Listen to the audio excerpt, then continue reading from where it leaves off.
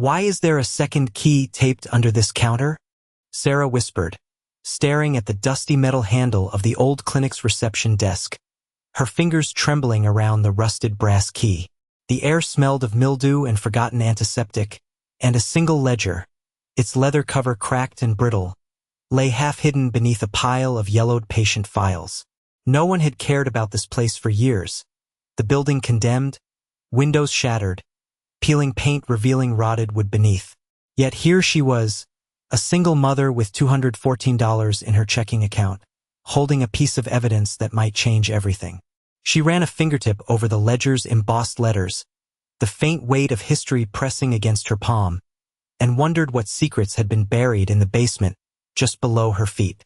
3 days earlier, Sarah had been standing outside her apartment in Ashwood, the eviction notice pinned to the peeling door, her son Ethan clutching a small inhaler as she counted the last few dollars in her wallet. A cardboard box of personal items sat precariously in the back of her 2003 Ford Focus, its dashboard cracked, upholstery worn thin, and the check engine light blinking faintly. Bills she couldn't pay stacked on the kitchen counter, overdue rent notices curled from the moisture, and a faded deed to her father's abandoned clinic rested in her jacket pocket, folded and creased from a decade of neglect. That morning, she had wandered through the courthouse auction room, the marble floors cold under her shoes, listening to developers in tailored suits whisper about liability properties nobody wanted. And yet, she found herself placing a bid on the building her father had built, dismissed by everyone as worthless. The fluorescent lights buzzed faintly overhead as she signed the transfer papers, each signature a small act of defiance, a quiet rebellion against the life that had pushed her to the edge. The clinic smelled like dust and old linoleum, a faint whiff of sterilizing agents lingering in the corners, and the door to the basement stood ominous, chained but not locked, as if daring her to look closer. Sarah knelt, running her hand along the cold tile floor, noting the scratches where the previous janitor had tried to wedge open the basement door, and she realized that someone, at some point, had made sure this place wasn't entirely forgotten. Across the street, a neighbor's window rattled, the blinds twitching as though observing her, and she felt the invisible weight of eyes she couldn't see. Her breath caught when the key she had just found beneath the counter glinted in the dim light. Taped underneath, it almost seemed to pulse, a heartbeat against the quiet decay. She slid it slowly into her pocket, the leather of her jacket brushing the ledger, and for the first time in weeks, Sarah felt a flicker of hope wrapped in unease. Then, at the far end of the room, a metal cabinet door creaked slightly, moving as if pushed by a ghost, revealing a small, folded envelope with the initials H written in fading ink, her father's handwriting, resting atop a stack of forgotten X-ray films. The envelope shivered in place, an unassuming relic that seemed to whisper, in a way only Sarah could feel. Some doors, once opened, never closed the same way again. The eviction notice fluttered on the cracked door of her apartment like a warning she couldn't ignore, its ink slightly smudged from the rain that had leaked through the roof.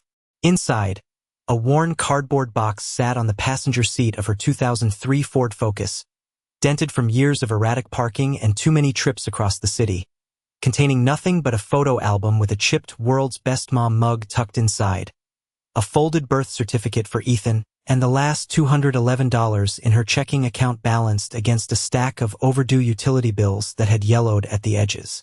The landlord, Mr. Phillips, had called that morning with his usual clipped tone, reminding her politely that failure to vacate would result in court action.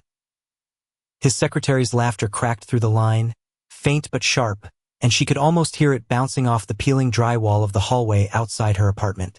At the grocery store, the cashier raised an eyebrow when Sarah handed over 3 singles and 5 quarters to cover a loaf of bread and a can of soup, her hands shaking but refusing to ask for charity. The inhaler for Ethan, sitting in its plastic case on the dashboard, mocked her with its half-empty reservoir. She had rationed it for the past week. Her father's old deed to the abandoned clinic lay folded and creased in her jacket pocket, edges soft from a decade of neglect, yet the name Sarah Miller was scratched faintly along the margin. Someone had altered it, perhaps intentionally, perhaps a clerical error, but it caught her attention, a silent signal she couldn't yet interpret. As she drove past the familiar street where the clinic waited, the neighborhood kids pointed and whispered, "That junk building? Nobody goes there." And an elderly man shaking his cane muttered, "Waste of space." Their voices didn't humiliate her. They clarified the stakes. The dilapidated structure, with its shattered windows, warped siding, and unkempt yard, was the only shelter, the only asset that could belong to her in a life stripped bare by eviction, unpaid bills, and a past that had left her isolated. Parking her car in front of the clinic, Sarah clutched the rusted key she had discovered under the counter during her first visit, feeling the cold metal bite into her palm, and allowed herself a moment to recognize the stark truth. The building everyone called trash might be her last lifeline. She stepped out into the late afternoon wind, the scent of damp wood and peeling paint filling her senses, and noticed, for the first time, a second key dangling from a hook inside the doorway, its presence unexpected, as though someone had been waiting to see whether she would dare take possession of what no one else wanted. The air hung heavy with possibility and tension, and she realized that despite everything, desperate finances, looming eviction, a son who depended on her, this abandoned clinic, dismissed by the world, could be the fragile thread between surviving and giving up entirely. Sarah gripped the rusted key tighter, the leather of her jacket creaking beneath her fingers, and stepped into the county courthouse auction room where the fluorescent lights buzzed and reflected off the polished marble floors. The auctioneer cleared his throat and gestured to a row of properties listed on the board. His voice clipped, "Lot 42, abandoned clinic, sold as is, starting bid $750. He flipped a page of the catalog with a sharp snap, and a few murmurs rippled through the back of the room. Developers in crisp suits barely looked up, and one whispered to his companion, "Who'd even touch that dump?" Sarah's stomach tightened. She had $211 left after paying a week's rent and covering Ethan's inhaler, and this was her last shot at a roof over their heads. The clerk handed her the bid paddle with a raised eyebrow as she noticed the strange parcel number circled in red ink, almost as if someone had flagged it years ago, and Sarah felt her pulse quicken. She hesitated, watching a man in a tailored gray suit smirk as he commented to a friend, "It has no market value. Don't waste your money." And a teen outside the courtroom window yelled, "Take the dump already?" Yet Sarah knew she couldn't turn back. This building, laughed at and ignored by everyone, was the only option that could belong to her. When the auctioneer called, "Do I hear $750? Sarah's hand rose steadily, surprising even herself, and the hammer came down on her bid, the room quieting for a fraction of a second before the next lot was called. She signed the transfer papers, each line a deliberate act of possession, paying the closing fee with bills she had counted and recounted, her fingers sticky with sweat, then picked up the yellow deed folded into a worn envelope. The ink on the parcel number was smudged, and she noticed a corner of the document had a faint, strange scratch she didn't recognize. Driving the Focus through winding country roads, past cornfields and old barns, the clinic silhouette came into view. A two-story brick building with peeling white paint, broken windows, and overgrown grass that scraped her windshield as she parked. The wind carried the scent of damp earth and rotting wood, and Sarah stared at the locked side door where a second key hung on a nail, its presence unexpected, a silent promise waiting years to be found. She pressed it into her palm, feeling the cold metal bite, and exhaled slowly. The clinic might have been called trash by everyone else, but in her hands it was the final thread of hope, and she had no idea the secrets it had been holding all this time. The key turned with a reluctant scrape, metal grinding against metal as Sarah pushed the clinic's front door open, the hinge letting out a long, exhausted groan that echoed into the empty street behind her. Dust rolled outward in a slow, gray wave, catching the last light of the afternoon sun, and the smell hit her immediately, old antiseptic, damp wood, and something faintly metallic like rusted pipes buried too long underground. She stepped inside carefully, 1 foot at a time, as if the floor itself might reject her weight. The lobby lights flickered once when she reached for the switch, then died again, leaving only pale daylight slicing through broken blinds. The reception desk still stood where it had been for years, its surface layered with dust so thick she could trace shapes in it with her fingertips, and a faded calendar on the wall was frozen on March 2013, curling at the edges like burned paper. A stack of patient forms sat untouched beside a cracked plastic pen holder, and a coffee mug, yellowed, with a faded hospital logo, still rested near the edge as if someone had just stepped away and never returned. Sarah set her cardboard box down on the floor with a soft thud, the sound swallowed immediately by the hollow space, then stood still for a moment, listening to the building breathe around her. Somewhere deeper inside, water dripped at a steady rhythm, like a clock that refused to stop ticking. She moved behind the counter, her fingers brushing over drawers that stuck halfway open, revealing paper clips, old prescription pads, and a single keycard with a chipped corner. Her phone showed no signal when she checked it, just a faint blinking bar that disappeared the moment she lifted it higher. "Of course," she whispered, pulling her jacket tighter around her shoulders, the fabric carrying the chill of the outside air that hadn't fully left her body yet. She walked through the hallway, each step making the vinyl floor crack softly beneath her shoes, past examination rooms where paper sheets still hung on metal, tables, yellowed and crinkled like dried leaves. One door had a child sticker still clinging to it, half peeled, showing a cartoon sun with a missing eye. At the end of the hall, a supply closet stood slightly ajar, and inside she found rows of empty shelves except for a single overturned file box labeled Archive, 2012. Its lid split open like something had been ripped out in a hurry. She crouched beside it, running her hand along the edge, noticing scratch marks in the floor that led not forward but sideways, toward a section of wall that looked newer than everything else, the paint smoother, the color slightly off, as if it had been patched long after the rest of the building had aged. She pressed lightly against it and felt something strange.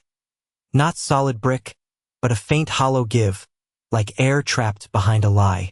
A floor vent rattled somewhere behind her, though no wind moved through the broken windows, and as she stood again, adjusting her grip on the rusted key in her pocket, the sound of something shifting deep inside the walls stopped her cold, slow, deliberate, and far too controlled to be decay alone.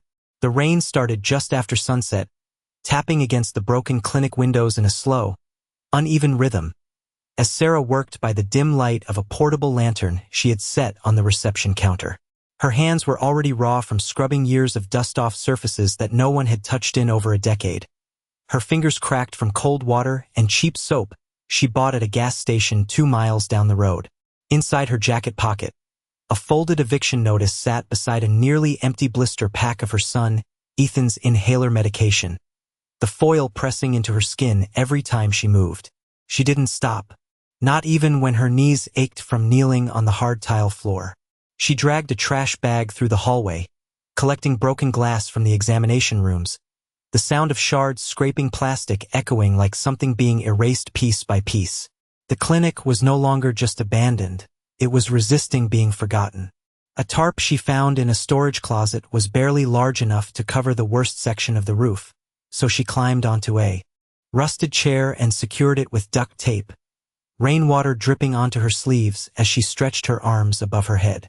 The wind pushed through the broken frames, making the plastic sheet snap like a weak sail. "Just hold," she whispered, pressing the tape harder until it stuck. Years of working hospital night shifts had taught her how to function without rest, how to treat broken things like they were temporary problems rather than endings. She used that same instinct now, wiping down the old reception desk until the wood grain began to show beneath the grime, revealing a faded engraving she hadn't noticed before. Something carved into the underside, half hidden by layers of dust. A receipt fell out from one of the drawers as she cleaned behind the counter, fluttering to the floor in slow motion, soaked at the edges but still readable. MedCore Logistics, Internal Transfer, HC Archive Unit. The name didn't make sense to her yet, so she folded it and placed it in her pocket, assuming it was just leftover paperwork from the clinic's closure. She kept moving, because stopping meant thinking too much about how alone the building felt, how the silence pressed against her ears like pressure underwater. In the break room, she found an old mini-fridge unplugged and empty, its door slightly ajar as if someone had left in a hurry and never returned. On the wall beside it, a calendar was pinned crookedly, and behind it she noticed a second layer of paper, something thicker, not part of the original wall. She pressed lightly, expecting plaster, but her fingers sank into a hollow section that sounded wrong when tapped, like empty space pretending to be solid. Still, she told herself it was just old construction, maybe a maintenance patch done badly years ago. She wasn't ready to believe anything else. As she wiped her hands on her jeans, she noticed a small metal object drop from the gap behind the counter. An old key, different from the rusted one she had been using, its surface cleaner, almost recently handled.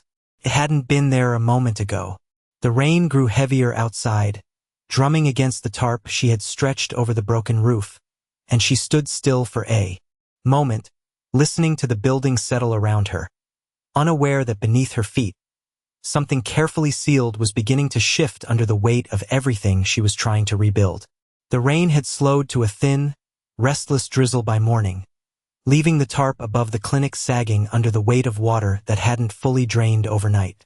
Sarah stood near the reception counter with a chipped mug she had found in the break room, warming her hands around lukewarm instant coffee brewed from a camping stove balanced on an overturned crate. The building still felt hollow, but no longer completely empty. It now carried the sound of her presence, like something reluctantly remembering it was not abandoned. That was when the knock came. Not loud, not urgent, just 3 slow taps on the half-broken front door. Sarah froze, her fingers tightening around the mug, listening. The knock came again. When she opened the door, she saw an older man standing beneath a worn baseball cap, his jacket soaked at the shoulders, holding a small paper grocery bag in one hand and a toolbox in the other. "Didn't think anyone would actually stay here the first night," he said quietly, as if testing the air. "Name's Walter.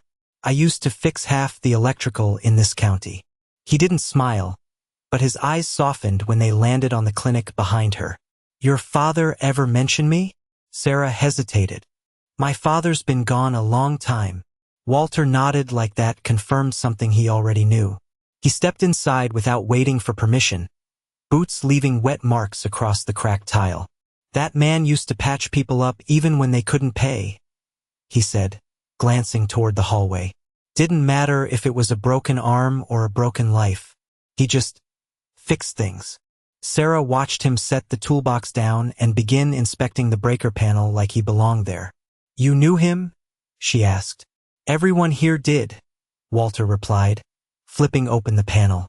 "Or at least, everyone who needed him did." He paused for a moment, fingers hovering over old wiring. "Funny thing though, some folks still don't like remembering that." The words carried a weight she couldn't place. She noticed then a small paper bag he had placed on the counter. Bread, apples, a carton of milk, simple groceries, nothing elaborate, but more than she had in days. "You didn't have to." "Yeah, I did," he cut in softly. "People forget what it's like to start over from nothing. Your father didn't." He flicked the breaker, and for a brief second, the hallway lights flickered to life before stabilizing into a tired but steady glow. Sarah exhaled without realizing she had been holding her breath. "I found this," she said, pulling the rusted key from her pocket and setting it on the counter. Walter stopped mid-motion. His eyes narrowed slightly as he picked it up, turning it once between his fingers. "Haven't seen one of these in years," he muttered. His gaze drifted toward the floorboards near the back corridor, then quickly away. Too quickly. "That key doesn't open what you think it does," he added. "It opens what people agreed should stay closed."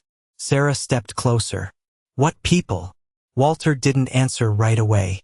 Instead, he looked at her, really looked at her, like he was measuring how much truth she could carry. Then he pointed toward a faded photograph pinned near the old notice board. A younger version of her father standing beside the clinic entrance, arm around a group of workers and neighbors she didn't recognize.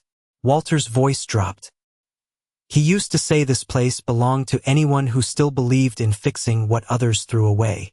He placed the key back into her hand, but didn't let go immediately. "Just be careful what you bring back to life in here," he said quietly.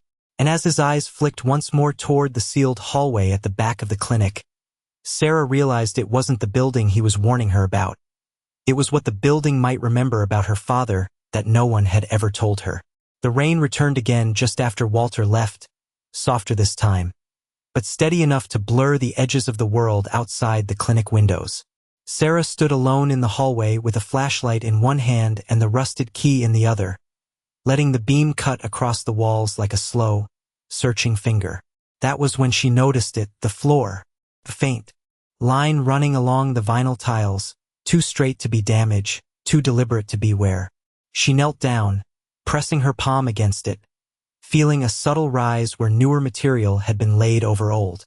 Behind her, the hallway lights hummed weakly, as if struggling to stay awake. She followed the line step by step until it led her to the back storage room where Walter had worked on the breaker panel earlier. The freezer unit sat against the far wall, its metal surface cold and humming even though it looked disconnected. She frowned, crouching beside it, and tapped the side once. The sound came back wrong, hollow, like the inside of the machine wasn't full at all. "That doesn't make sense," she whispered, pulling it slightly forward. The wheels resisted at first, then gave with a reluctant scrape that echoed through the room. Behind it was a section of wall painted a slightly different shade of white, newer than everything else, almost carefully maintained. Her flashlight swept across it, revealing screw heads that didn't match the rest of the structure. Too fresh, too clean. She reached up and pressed one lightly. It didn't move, but the panel beside it shifted just enough to catch her attention. A faint draft slipped through the gap, cold and controlled, not natural airflow. Sarah stepped back, heart tightening, then picked up a screwdriver from Walter's toolbox still left on the counter. The metal felt heavier than it should have as she returned to the wall. Outside, wind scraped against the building, and somewhere in the distance a radio crackled from a passing truck, its signal breaking into static before fading away. She placed the tip of the screwdriver into one of the mismatched screws and turned. It resisted, then gave with a sharp metallic click that echoed too loudly in the quiet room. One screw fell to the floor, rolling slightly before stopping against the baseboard like it had been waiting to be released. Sarah paused, listening. No footsteps, no voices. Only the faint drip of water somewhere deeper inside the clinic, steady as a metronome counting down something she couldn't yet see. She loosened another screw, then another, each one revealing a seam beneath the paint that hadn't been meant to show. As the final screw came free, the panel shifted inward slightly, revealing a dark gap just wide enough for air, but not yet for a person. From inside that gap, she heard something she couldn't explain at first. Not machinery, not wind, but the faintest metallic rattle, like something small shifting against concrete.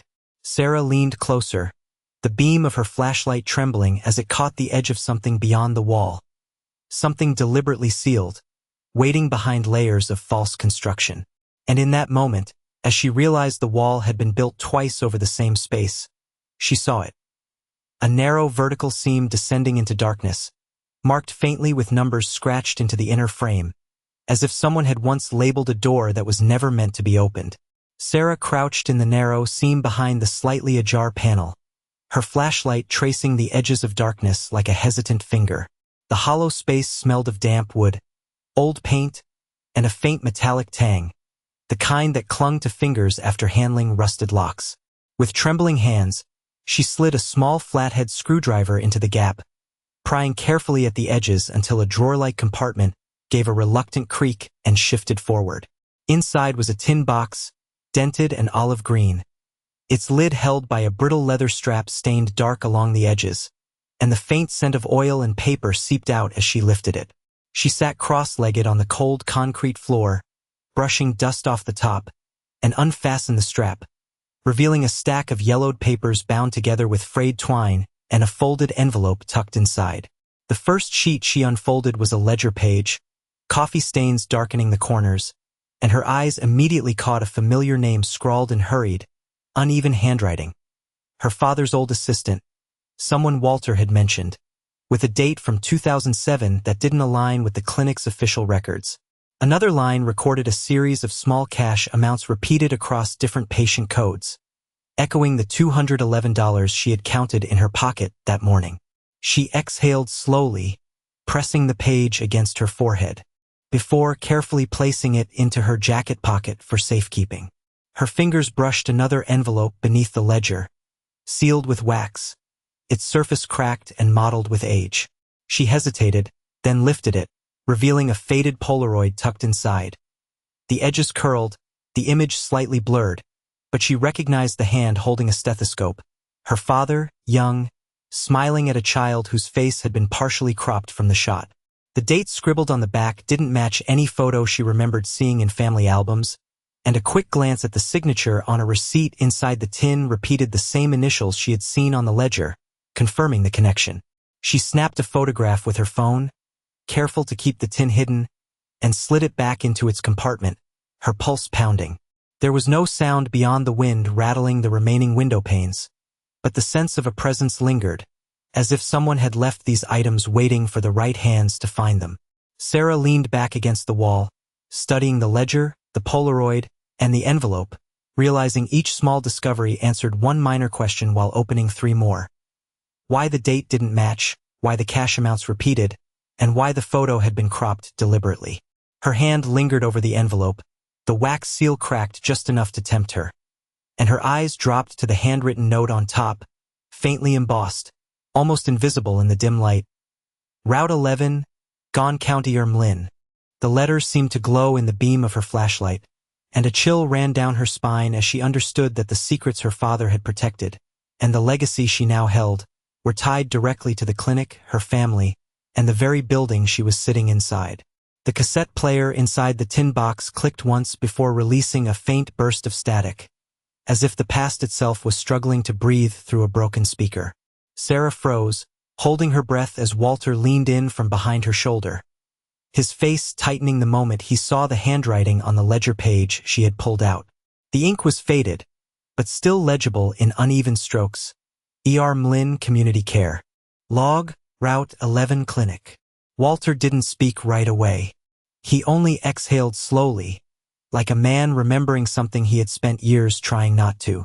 "That's your father's hand," he said quietly.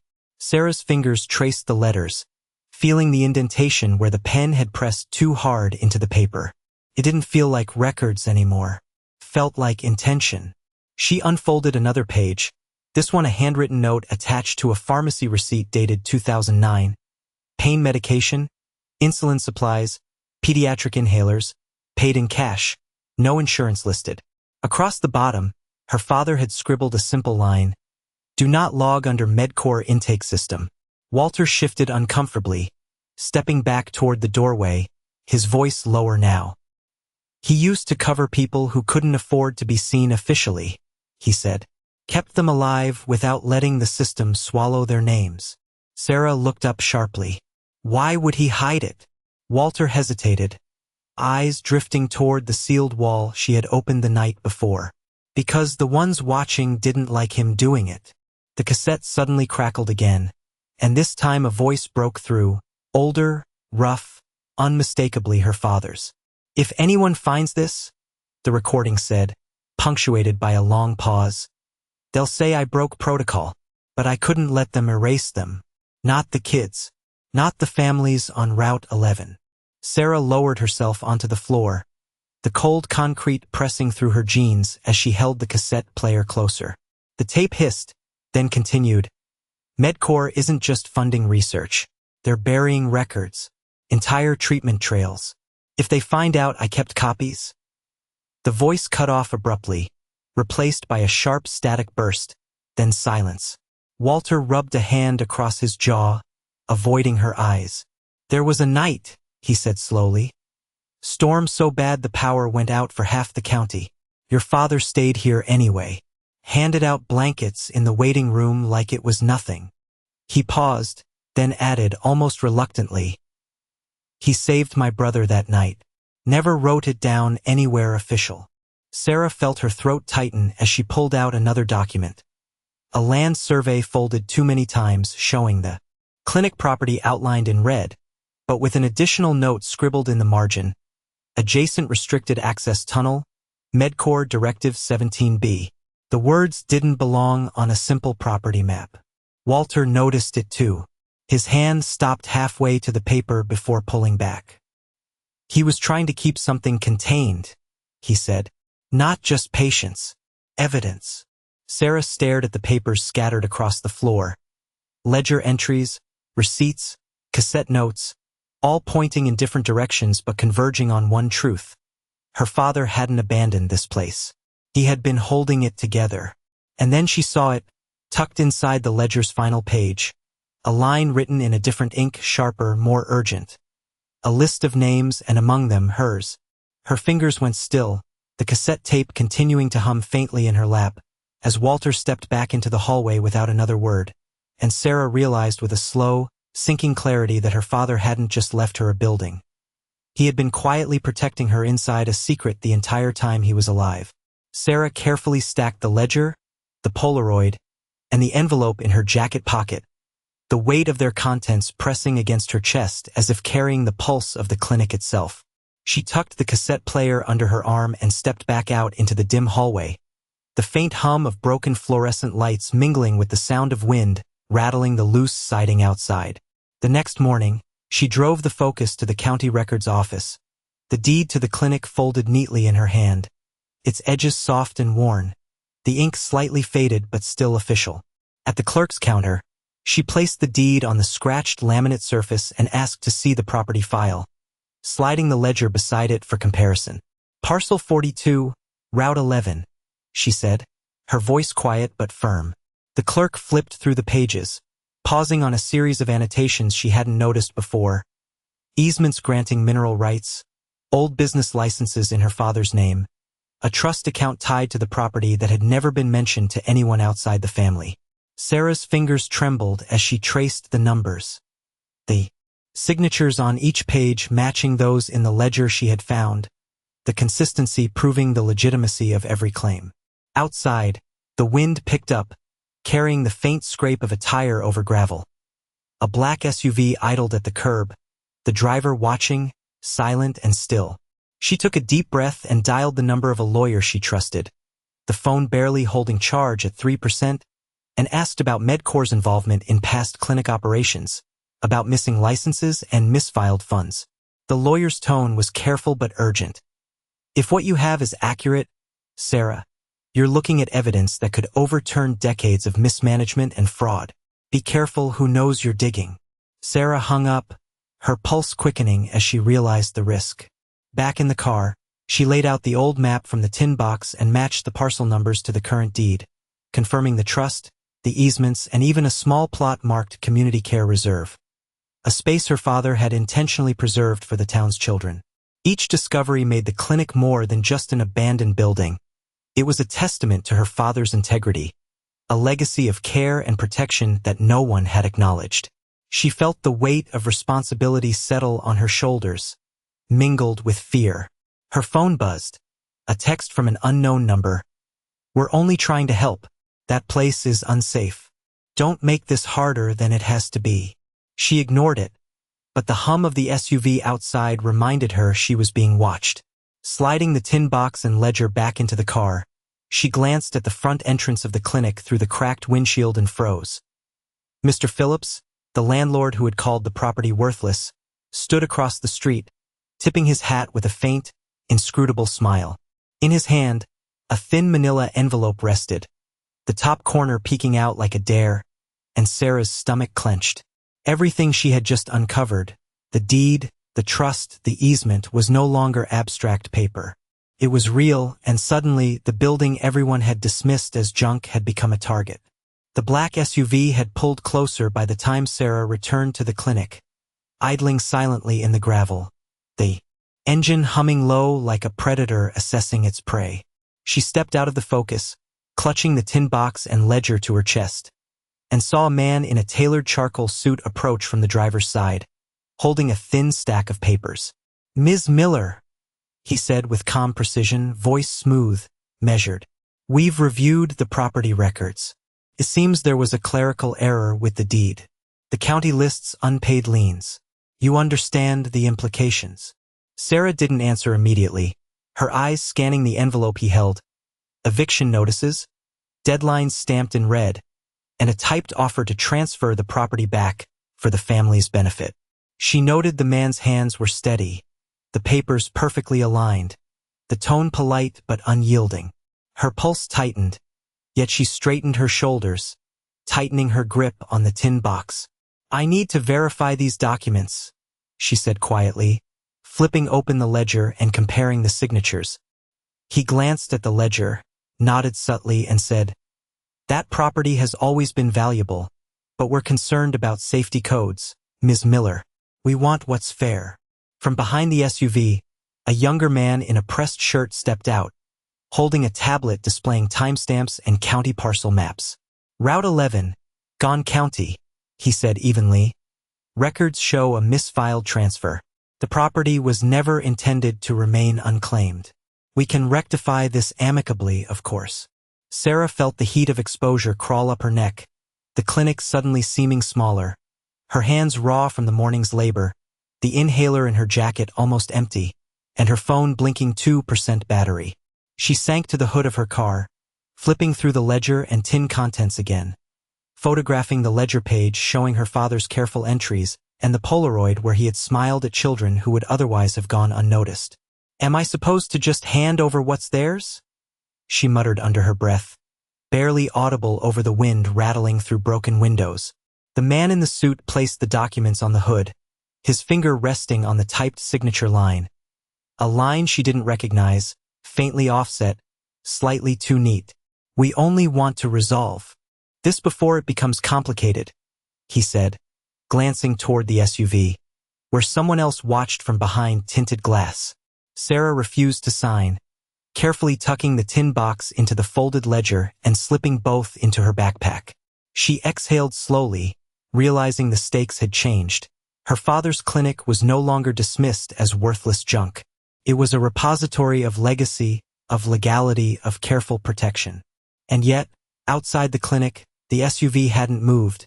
The man's gaze was fixed on her, and she knew in that instant that the next move could strip everything from her hands, even as she held the first irrefutable proof that the property, and her father's secret, was hers to defend.